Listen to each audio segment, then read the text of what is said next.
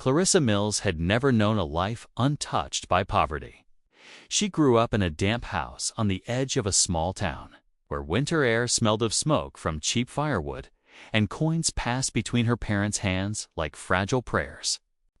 By 16, she was sweeping floors in a diner, dreaming of warmth, and wondering if dreams were simply for other people.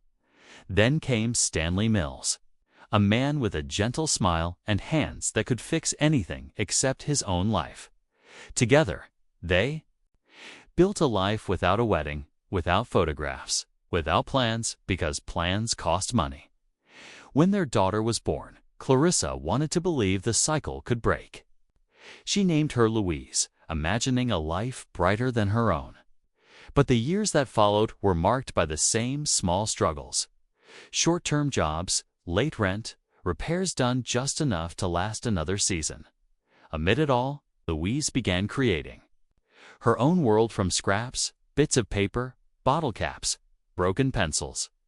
She filled this world with impossible animals: purple cats with roses for ears, emerald giraffes crowned with pine branches, crimson elephants with tiny oranges blooming where ears should be. To her, flowers weren't just decoration, they were how the world listened. Clarissa noticed the drawings but didn't ask questions.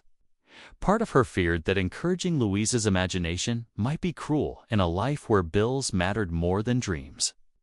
Still, she felt a small flicker of pride, mixed with an ache she couldn't name by the time Louise turned 10. Clarissa was quietly certain of one thing: if nothing changed, her daughter would inherit the same worn-out life she had. It was then that an idea began to grow, one she convinced herself was a kind of rescue at the diner where she worked. An older couple often sat at the same table. Mr. and Mrs. Barclay spoke of art, of museums, of travel. They had no children, only a large, quiet house and the kind of calm that money brings. Clarissa began to wonder what her daughter's life might look like inside those walls. The arrangement was made quietly. There was money enough to patch the roof, replace the fridge, maybe start fresh. She told herself it was temporary, that they would get their lives in order and bring Louise home. But in truth, something in her knew there would be no return. On the day it happened, Clarissa took Louise to the market. The air was alive with the smell of fresh bread and the sharpness of winter fruit. Louise noticed an elderly man selling paintings and showed him her own. He studied them for a long moment, curious but uncertain. Clarissa took them back quickly.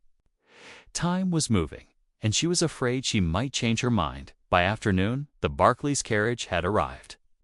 Louise's drawings slipped from her hands, scattering in the wind as she left. Clarissa gathered every page from the dirt, holding them close on the walk home. In the months that followed, the Mills house changed. The roof no longer leaked, the fridge hummed with certainty, and warm blankets covered the beds. Clarissa kept Louise's drawings in a wooden box, telling herself that someday they'd be together again. Life moved on.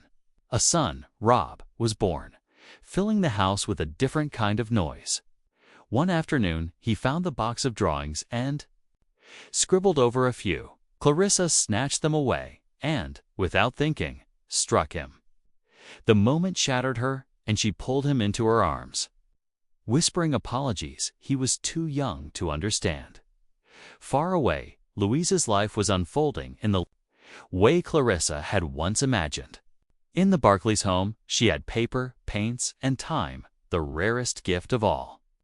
Trips to museums, quiet afternoons at an easel, encouragement instead of worry. Her work grew bolder, her colors richer. And soon, her art found its way into galleries. Years passed before Clarissa learned of her daughter's success.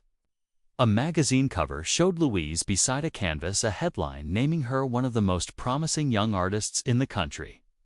Clarissa traced the printed letters of her daughter's name with her finger, but didn't call. Stanley didn't either.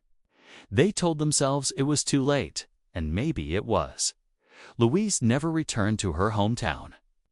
In interviews, she spoke about her craft, her inspirations, and the people who believed in her, never about her parents. When pressed, she would simply say that flowers don't always bloom where they're planted, but they still grow toward the light. Clarissa and Stanley lived out their years quietly, passing away on the same day after nearly 5 decades together. Rob inherited the box of drawings. He kept them untouched, as if moving them might disturb the past. Eventually, those drawings found their way into a small-town museum. They were hung alongside Louise Hilton's celebrated works, fragile pieces of paper, edges worn, colors faded but still bright enough to speak. Under the purple cat with roses for ears, a small note in a child's handwriting read, "When people shout, flowers wilt." And that was all the world needed to understand the story. In a small village, a cat named Whiskers discovered a magic fish in a pond. The fish promised 3 wishes in exchange for its freedom. Whiskers wished for endless fish, a cozy bed, and a bell that rang softly. The fish granted all 3 wishes and swam away, leaving Whiskers content and purring in the sun.